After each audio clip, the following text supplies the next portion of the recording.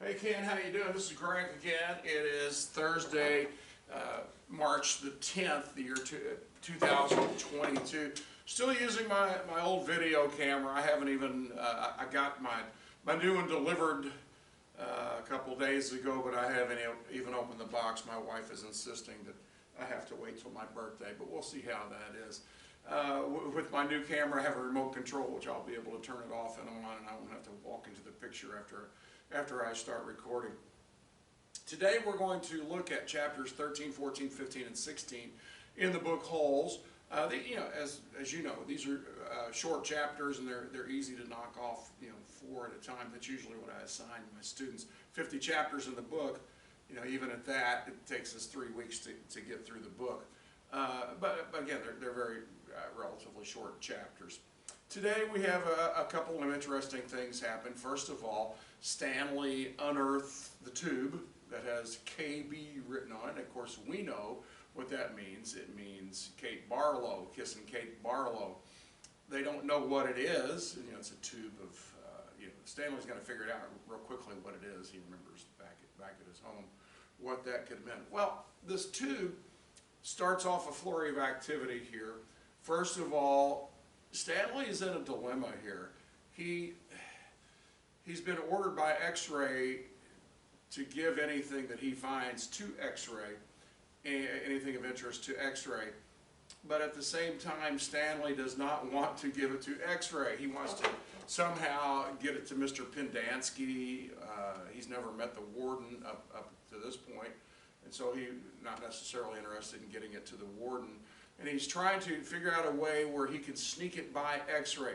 Well, Stanley's smart enough to realize he's not going to sneak it by X-ray. If Mr. Pendanski comes up with this tube and the warden makes her appearance, which they didn't, Stanley didn't know the warden was a woman at this point, and the warden makes her appearance, then X-ray's obviously going to figure out that somebody, and it probably wouldn't take him long to figure out who the somebody was, Stanley, that somebody, basically in business terms, went over his head, sneaked it by him so that X-ray is not going to get the benefit of this.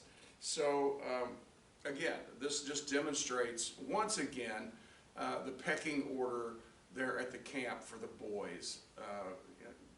I'm sure it's this way in most businesses. You know who's the boss and who's really got the power and who doesn't, and who's just a lowly employee, a pawn, so to speak. Or think of prisons and jails. I mean, there are certain people and groups that are in charge, and it doesn't take you long to figure that out. At the very end of this chapter 13, Stanley gets moved up in the water line. And who decides that Stanley moves up in the water line? Well, of course, it's X-ray. X-ray, the one member there who's really in charge. He's not the biggest boy, but apparently he knows how to use his power that he has. The next chapter, Stanley finally gets to meet the warden, and to his surprise, the warden is a woman, red hair, red boots. I mean, of course, red usually symbolizes power or evil or wickedness, in literary terms. Generally speaking, that's not always true. We're reading a book right now in my 6th grade class called Anne of Green Gables, and the main character, Anne, has red hair. She hates the red hair, and as I have to explain to my students frequently, every year, I should say, red hair was considered not a very good trait, even up to 100 years ago or 60, 70 years ago. Most girls, especially who had red hair, were considered to be wild, untamable, just walk to the beat of their own drum. They wouldn't, they were rebels and stuff like that. But in this particular case, I think the point was well intended. She's the red-haired wild woman. Of course, we know who she is. The descendant of Trout Walker, who himself was he was not a very pleasant man. Let's just put it that way. But anyway, he gets to finally meet the warden, and it becomes obvious immediately she is the seat of all power Mr. Sir and Mr. Pendanski, they cringe at her. And there's reasons why, especially Mr. Sir, which is not revealed till the end of the book. But the episode with the water, Mr. Pendanski had just delivered the water, and the warden is so happy that somebody finally found something of value. She knows who it belonged to. No one else does. Maybe, I don't know if Mr. Sir does or Mr. Pendanski. But the warden knows who it belonged to. It's what they're looking for. It's their purpose for running the camp was to find the treasure of Kissing Kate Barlow. But the boys don't know this. They still don't know this, and they don't find, Stanley figures it out later in the book, but none of the boys know this. The water episode of Mr. Pendanski it demonstrates once again of the warden's absolute hold on everything that had to do with authority and power here at Camp Green Lake. I mean, Mr. Pendanski, she was willing to punish Mr. Pendanski just because he wouldn't do a simple task. He had just filled up the water canteens, and she told him to top them off, and he tried to protest, he tried to explain. She wasn't in the mood to get an explanation. She just, she was wanting, I guess, to demonstrate the boys how nice she was and how nice she could be by giving them extra water. And in reality, it's just the opposite of the way she really is. She's using the boys, she's abusing the boys, and as it frequently happens in abusive relationships, the abuser has times of being apparently nice to the people that he or she is abusing, and tries to soothe things over, smooth things over, and try to paint a false picture of who they really are. And that's what the warden was doing here. She's trying to make the boys think that she's a nice person. She's giving them extra water when they just had their canteens filled, or their bottles, or whatever they had. I think they called them canteens in the book.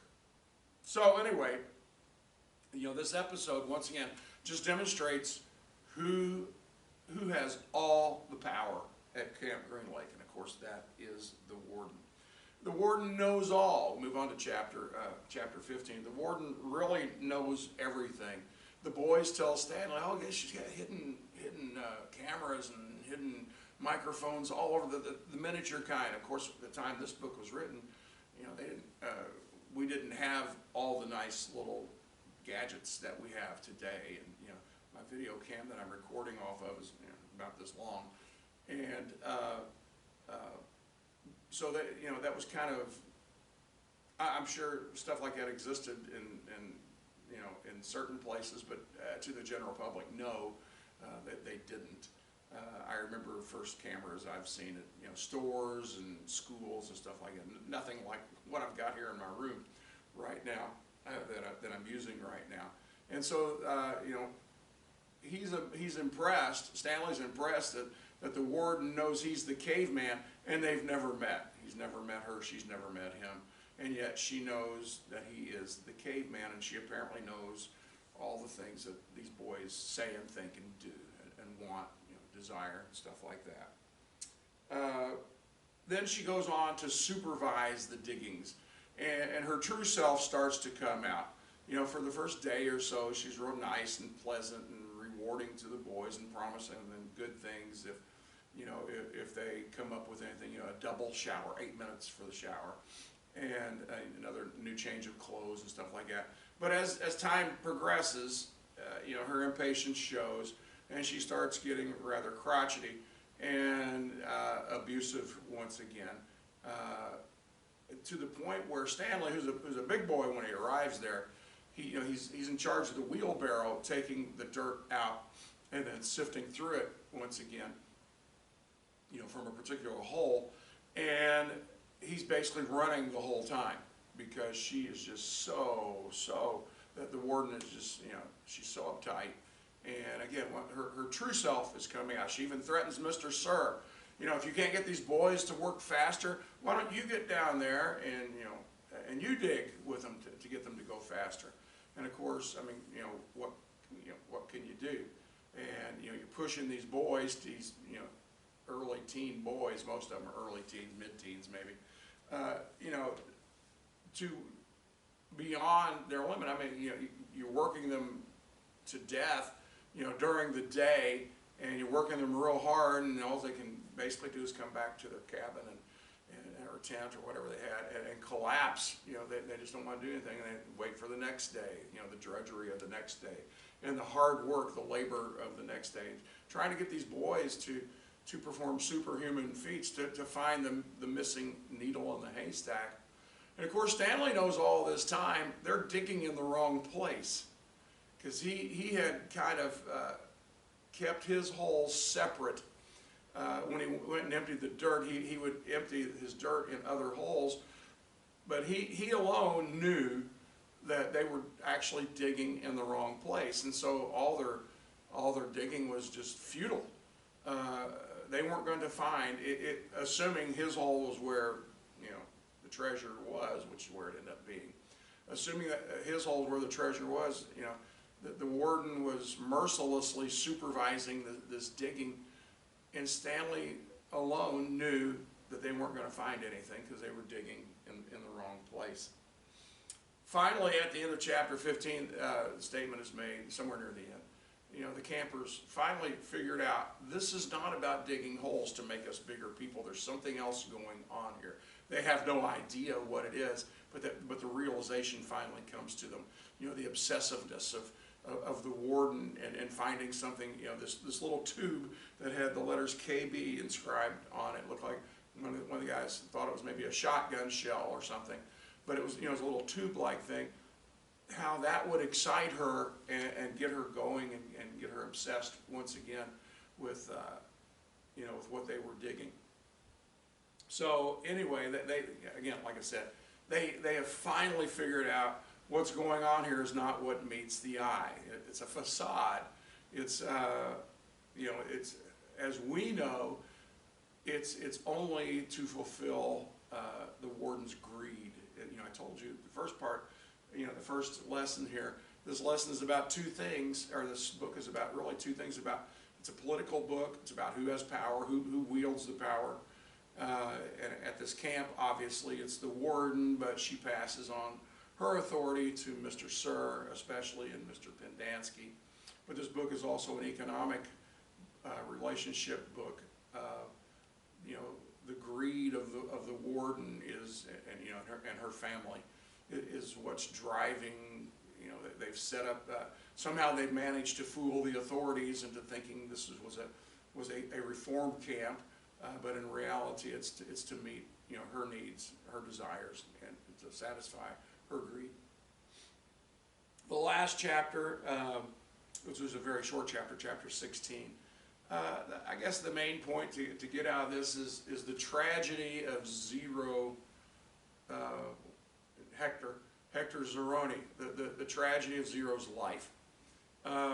We don't know at this point what kind of terrible early life Zero has had, but we do know that he doesn't know what a nursery rhyme is. And you think about that as a teenage boy, not knowing what a nursery rhyme is. What kind of a life had he had? Obviously, he had never sat down on his mother's lap and she had read him books, stories, told him stories. You just kind of get the impression at this point, and we learn more later. You just kind of get the impression at this point that his mother birthed him and then left him on his own to raise himself. And to be quite honest with you, Ken, that's kind of a tragedy. That's an ongoing tragedy that's happening in our society today. I see it more every year in teaching.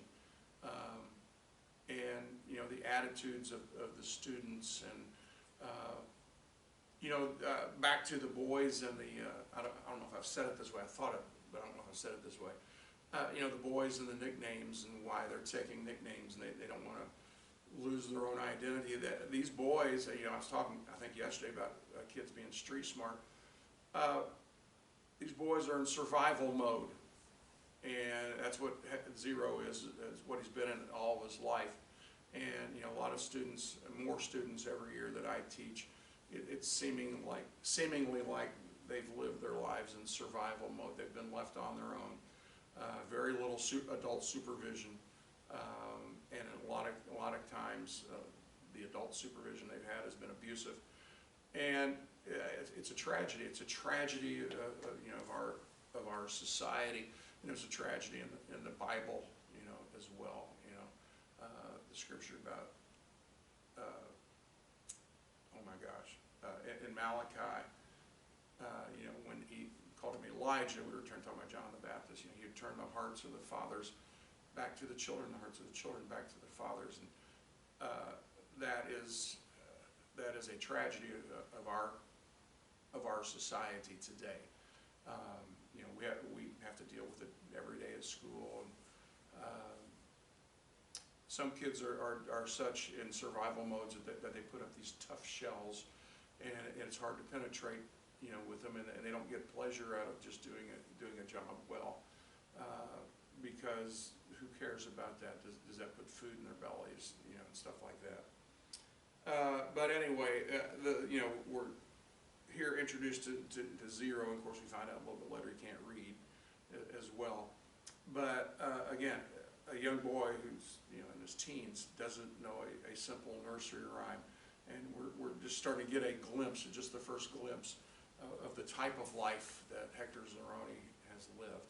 And he's a really pathetic, and I don't mean that in a bad way, he's a pathetic character throughout this book, and you know, it ends well for him, as you know, but you really feel sorry for him.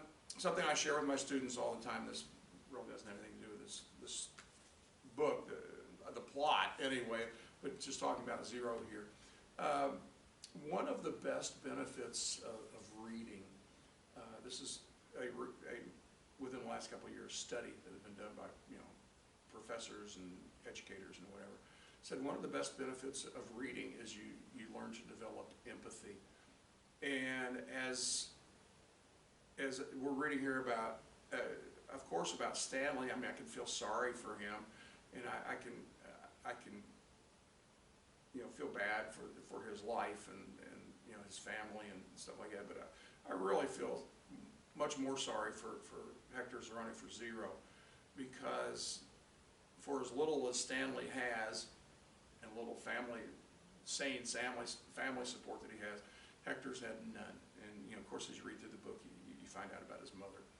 But anyway, that's it for today. I'm actually recording this. It is 5 till 7 in the morning, and my wife is sick today. She couldn't go to school, so she ran off a bunch of things for me to run off. She printed a bunch of things at our house, and then I brought them to school and ran it through the copier and stapler for her. So I got to school today at 6. We usually get here at 7. But I've got plenty of time now that I'm here, and actually about the next 10 minutes my friends will start arriving. But I just got this out of the way early.